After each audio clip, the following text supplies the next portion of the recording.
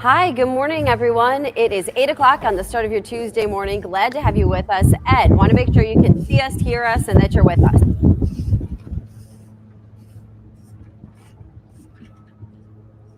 So I'm going to go ahead and think that no, he is not with us quite yet. We're going to work to get Ed with us. But good morning to everybody who joins us here for Second Cup. We're so glad to have you with us this morning. It's a really difficult day for the city of Buffalo. As we look back, it's been 2 years, can you believe it, since we had that racist attack in the city and lost those 10 community members. It's become such a piece of our discussion, our community lately. And it's really difficult. It's a really difficult thing that we still deal with on a day-to-day basis. So this morning we've been live in the community throughout the morning, hearing from people who live there, also hearing what comes next for the area, because I think it is a really big discussion. So I want to say good morning to everybody who's with us this morning. We have a lot of people here with us already. Sherry and Danielle, Peter's with us, Bonnie, Melly, good morning to you. Mark, good morning to you as well. So while we work to get Ed back in with us, and again, he's live at the scene this morning, we do have a special guest with us as well. So I want to welcome in our special guest who's with us this morning. We actually have the Deputy Director of the Office of Gun Violence Prevention from the White House. Greg Jackson is with us this morning, and I want to bring him in and talk to him a little bit about what's happened in the past couple of years and what he sees for the future as we move forward. So, John, if you'll bring our guest in, so glad to have you with us. Thank you for joining us this morning. Yes, thanks for having me. Have a good morning. Good morning. So, 2 years, here we are, since this terrible attack that we saw in the Buffalo community. And I would love to just get your thoughts on the past 2 years, what that's meant to you, and the change that we've seen come from something like this.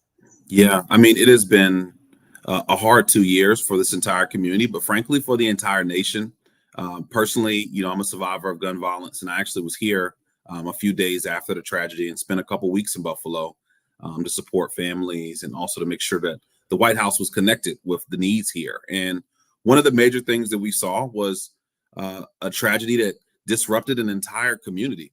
But we also saw a community that really banded together to support each other, to become strong and navigate through this really trying moment, but then turn around and bring that energy to Washington. And it was really the community of Buffalo and Uvalde that led the first bill on gun violence to be passed in nearly 29 years, the Bipartisan Safer Communities Act. It's also this community that inspired the president and the vice president to take more action.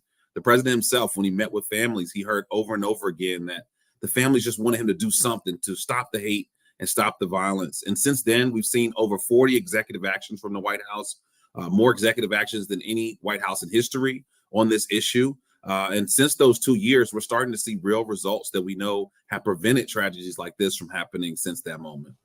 Yeah, it's so important too. I know you brought up Uvalde as well. And when we think about, these were really days apart, such a difficult time for our country as a whole. Ed, are you with us now this morning? Yeah, I can hear you. Hi, good morning. Good morning to Deputy Director. Glad you're with us. Good morning. Katie, you were talking about the Uvalde also. It was 10 days after what happened here in Buffalo. It's remarkable that gun violence persists here in our country. But Deputy Director, I wonder if you could tell our viewers, what is the White House doing at this point to really make sure that cities like Buffalo don't see this again? Yeah. Well, unfortunately, with what happened in Buffalo, there were so many warning signs, but yet the shooter was still able to get a firearm, was still able to come to the community and exercise such hate and trauma and tragedy. And so we were working to change that. We actually changed the national background check system so that now if you're under the age of 21 and you attempt to purchase a gun, there are 2 additional checks where we look at your juvenile history, criminal history, and we also look at your mental health history. And since then, we've denied over 2,450 purchase attempts of firearms for those under 21 because of these severe flags. So we know that that's typically over 2,000 tragedies, whether large or small, that we've been able to prevent. We also know that communities like Buffalo, it's more than just that one moment. 514 was so horrendous, but just this past week, we saw a 14-year-old that was killed. And so we have to think about how do we invest in the community for the long term, not just in recovery, but really preventing all forms of violence. And this administration has advanced and distributed over $30 billion since the beginning of this administration into public safety, into community-based strategies, into the root causes of violence, and making sure that we're looking at how do we make sure we're protecting our youth and protecting those who are most at risk from getting firearms at that moment of crisis, but also how are we investing to make sure that our youth and young leaders don't get in crisis in the first place.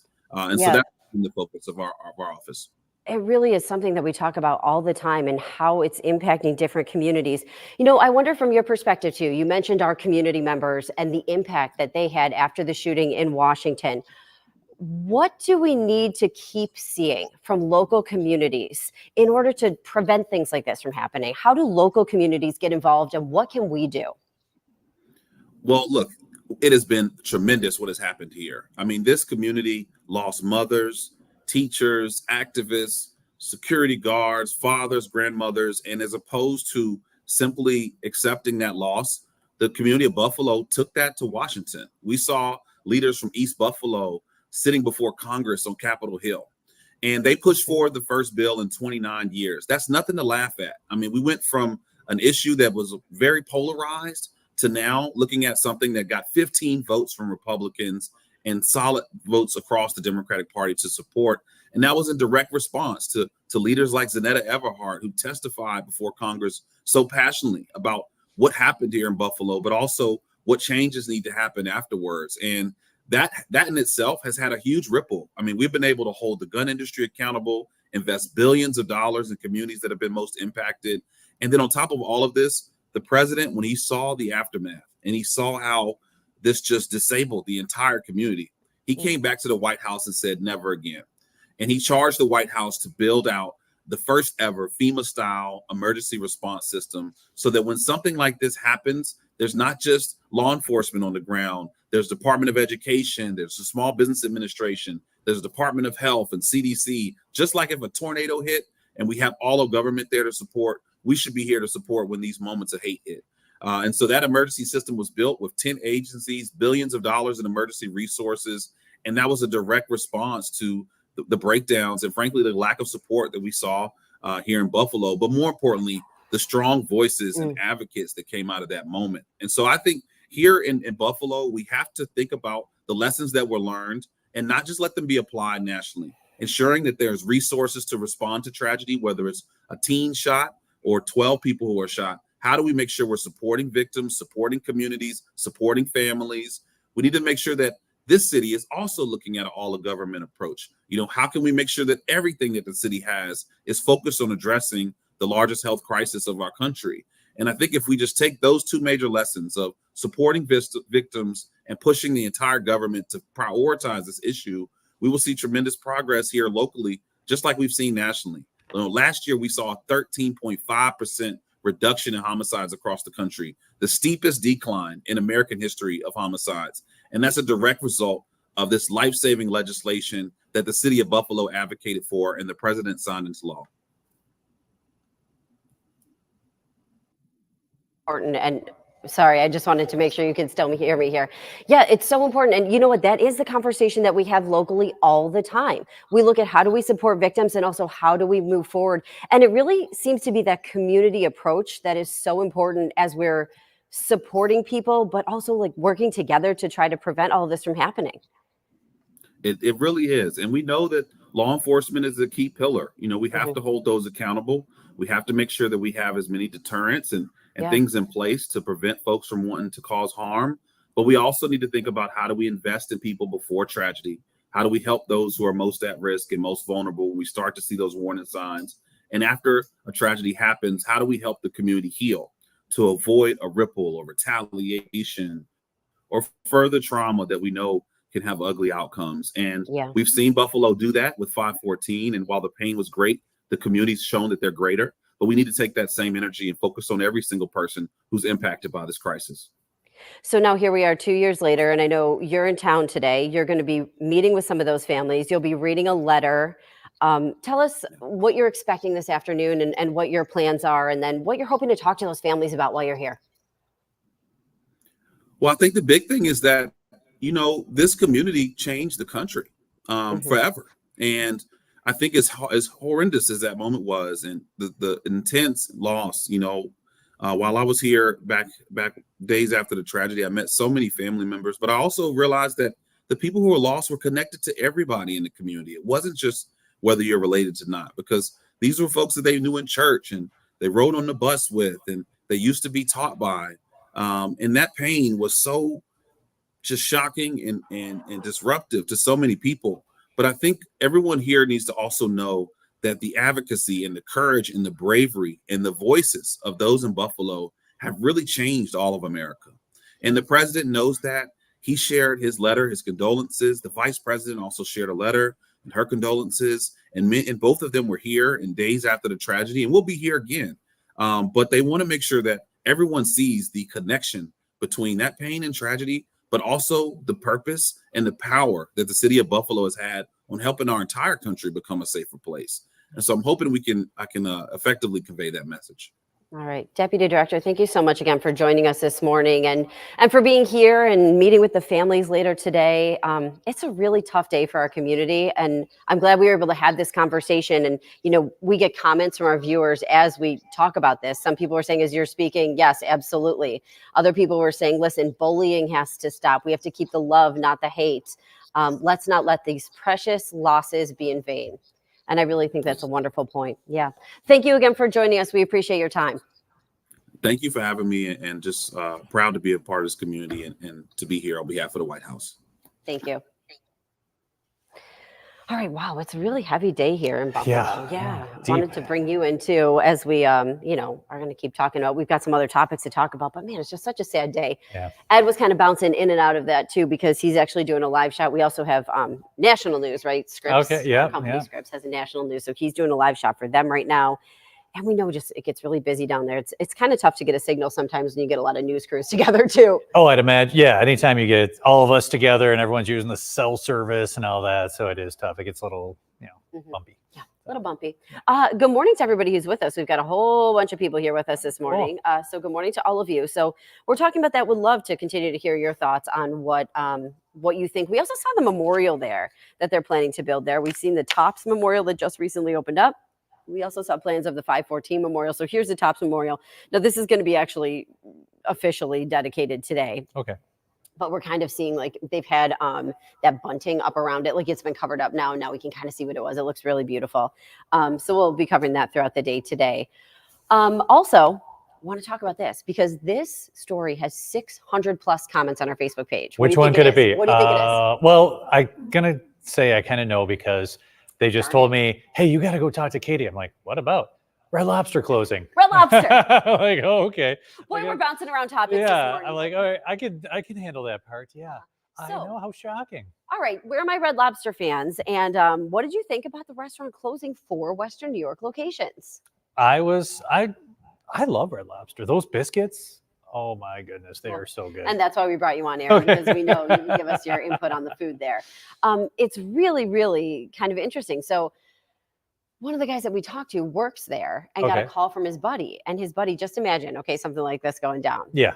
His buddy calls and he's like, yo, you got to get over to work. And he's like, I'm off today. And he's like, no, but stuff's happening at work right now. Like He you got to gets get your there- final paycheck ever. He Yeah. gets there and they're closing the restaurant. That's so good. And it seemed like it came out of nowhere. I mean, that one on, is it Maple and Bailey? Well, yeah, That one, every time I drive by, there's tons of cars in the I parking know, lot. I If you felt want to the go same there, I'm way. like, if we're going to Red Lobster, you got to get there early. Isn't there someone on transit too? There is the one on Transit by the Eastern Hills Yeah, Mall, and I right? feel like that one's usually busy when I drive by it too. All those restaurants on Transit. Yeah, that's they true. always seem to be It pretty could just be packed. the location for those two. There was also one in Lakewood and one in Hamburg. But now all 4 of them are closed. See, Lori is going to miss the biscuits as well, as Yeah. am I, Lori. Oh my gosh, yeah. And now, okay, Anita is bringing up a point, right? So we were looking back and taking a look, and Bloomberg did report a few months ago, they were talking about bankruptcy. Yeah. And so now, potentially. They weren't just talking about it. Yeah, well, we haven't got an official word, but yeah. So this is a big deal. So here's the thing. Marguerite, great question. What am I doing with my gift certificates? So after this, That's a great question. I am working to get a hold of someone from the Better Business Bureau. We're going to talk about what do you do with gift certificates in a situation like this? Is there anything you can do? Can you redeem them for anything? Are you, Out of luck? I was going to say yeah. SOL. Yeah. Are you out of luck? Thank you, Aaron. Yeah. So we'll have to wait and see. Let's see. Did anybody who's with us right now go to Red Lobster a lot is my question. So let's see here. Anita said, we went out to Olive Garden last night in remembrance of Red Lobster. Peter said he was stunned to hear the news that the biscuits are an addictive drug. Here, Cheryl, she feels bad for anybody who got a gift certificate for Mother's Day, Oh my gosh. which you could totally see. Little mom loves a good Red Absolutely Lobster. could see that happen. Yeah. You get the hanging basket and a gift certificate to Red Lobster. Happy Mother's Day. What a day. Yeah. Let's see here. Kim says she feels really bad for the employees there. James says he's sorry people are losing their jobs. It's probably prime real estate. Yeah, Transit Road and Maple. but the other two, where are they? Lakewood and then near the McKinley Mall. Yeah, I mean it is a prime corner, James. You're absolutely right. But like we mentioned, they did, kick around bankruptcy a couple months ago. So I would imagine the costs between employees and food and that prime real estate. You want to go and spend $50 on a meal, then they can stay in business. Jeff Baker's the funny one. Yep. Yep, Yeah. yeah. There you go. Melly said, I had family who were just there last Sunday. Oh, Let's see. Mother's here. Day. Yeah. James says, when a friend of mine's restaurant closed, he told people with gift certificates, he's sorry, but he can't reimburse them. Marguerite says, someone said they have been able to redeem in the past with partner restaurants. Oh, because sometimes you get the gift cards and on the back there's other restaurants. We Okay. did reach out to the corporate and they haven't gotten back to us yet. Hmm. So we're going to stay on that for you guys. Probably hiding under their desk. In the meantime, I'm going to see if there's anything that I can find because, my little price checker, I hate to see anybody lose money. Yeah. So we're going to work on that for sure. Connie says there are other places associated with them. That's funny. You can eat Probably shrimp. Howard. Probably. It's a little funny. Sherry says it reminds her of when Friendly's closed. Remember that? Yeah. All of a sudden, people there were out of a job. Right on Maple also. Yes, that's right. That's right. Right. Kind of close to it ish. Kind of. Marguerite says she heard they closed the one in Henrietta while patrons were eating. I guess the one in Greece is open. So I'm also going to make some calls today and try to find which ones are still open now. So your biscuits are not coming. Well, I'd really like them. No, we're closing. You need to leave right now. Exactly. Right. Could you imagine? Can I take my They're Pepsi like, to I go? can take your drink order, but not your entree order. Yeah. And then after you finish that drink, you've got to get out. Right. Kim says she went to Red Lobster. She loved the food. There are other restaurants to go for seafood around here. Sorry, I'm rolling over a Yeah. cord. Anita says right now she doesn't think Olive Garden is accepting these gift certificates. Kelly says no more shrimp scampi. I know. Oh, that is good. Not anymore. That's why you brought me in, huh? To make me sad that a restaurant's closing. Sorry. Mostly I feel bad. Like, yes, I feel bad that the restaurant's closing, right? But I do feel bad, especially for the people who lost their jobs. Especially, yeah. I know that it has to be the worst. Like you go to the door, the Denny's sign said, "Hey, come on over to us. We'll get you a job." That's the good news, right? Yeah. If you're working in a restaurant, there are people in need of good people. And that could be it too. It could just be very difficult to even have employees. Sure. And they be like, you know what? We just can't hire anybody.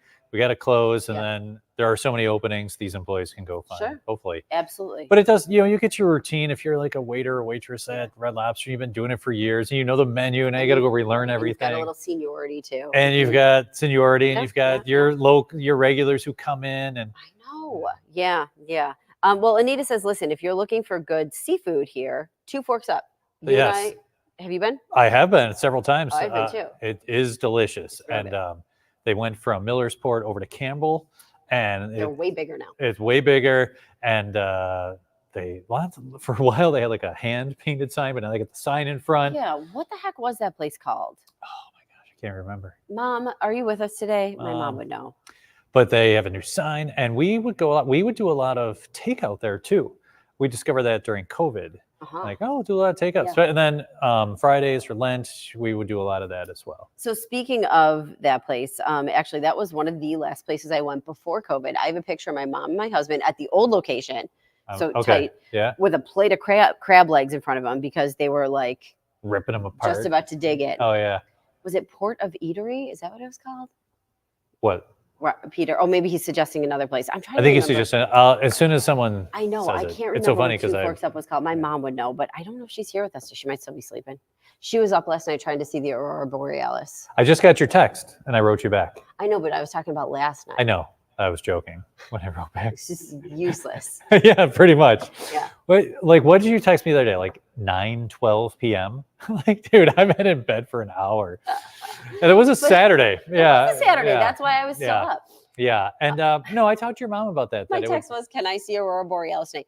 I'm telling you, Paul and I went out Friday night. Oh. We see these ridiculous pictures on Facebook. I'm like, we got to get out here.